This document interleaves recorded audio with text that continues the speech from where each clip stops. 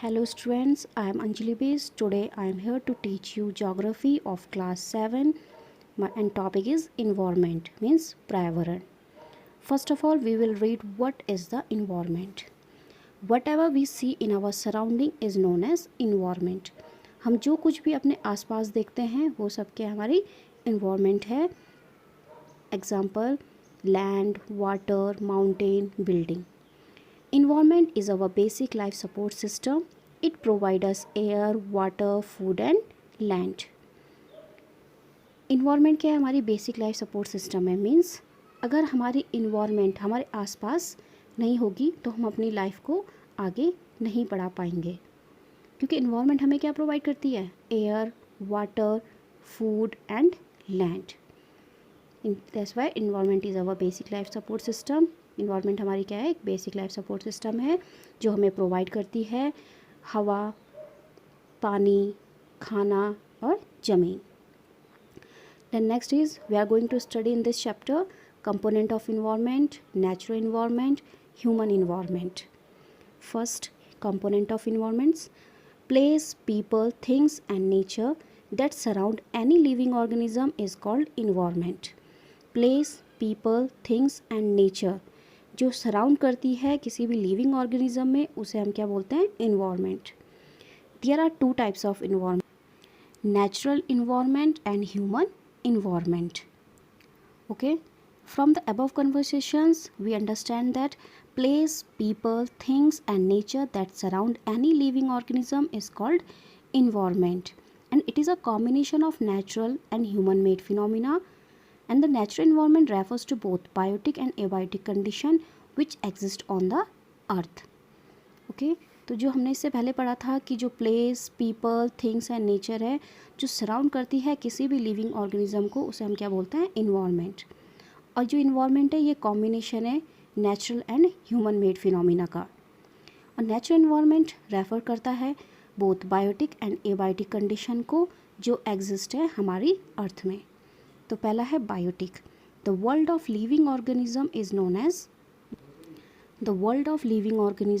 Known as biotic.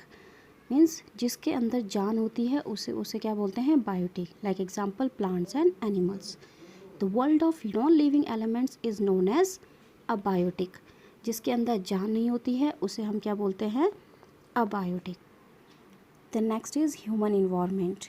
Human environment reveals the activities, creation and interaction among human beings.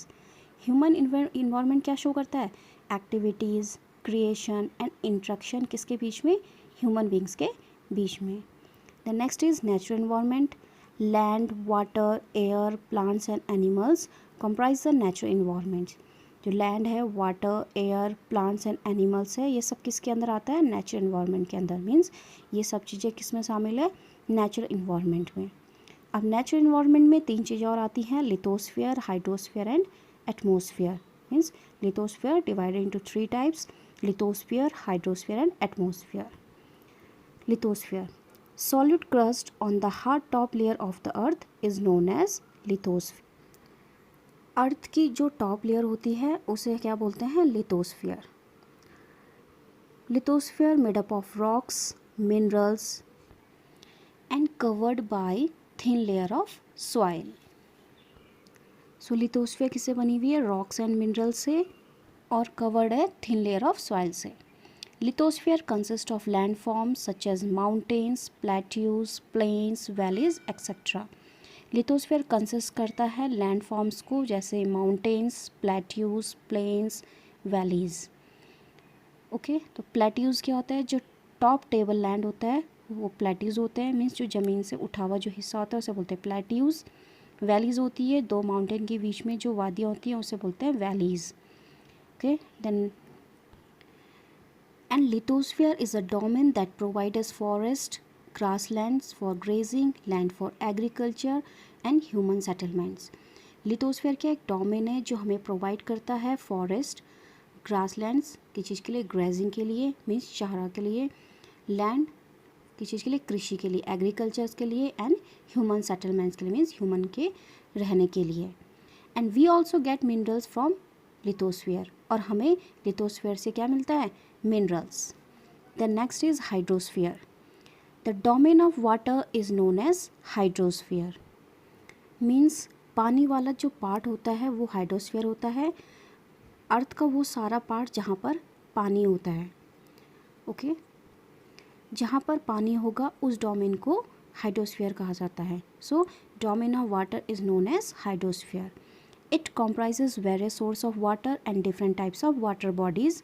इसमें अलग अलग तरह के वाटर्स होते हैं, अलग अलग तरह के सोर्स ऑफ वाटर होते हैं, अलग अलग तरह की वाटर्स बॉडीज़ होती है, like example river, lake, seas and ocean. It is essential for all living organism. और ये बहुत ही ज़रूरी होती हैं सारी लिविंग ऑर्गेनिज्म के लिए. And last is atmosphere. The thin layer of air surrounding the atmosphere is known as atmosphere. जो थिन लेयर होती है एयर की जो सराउंड करती है एटमोसफियर में, उसे क्या बोलते हैं? Atmosphere. It protect us from harmful rays and scorching heat of the sun. और ये हमें प्रोटेक्ट करता है हार्मफुल रेज से, और स्क्रॉचिंग हीट मीन्स बहुत जलने वाली जो गर्मी होती है उससे. It consist of number of gas, dust and water vapour. और ये कंसिस्ट करता है बहुत number of gases, dust and water vapour. Okay students, I hope all students understood this chapter. So thank you.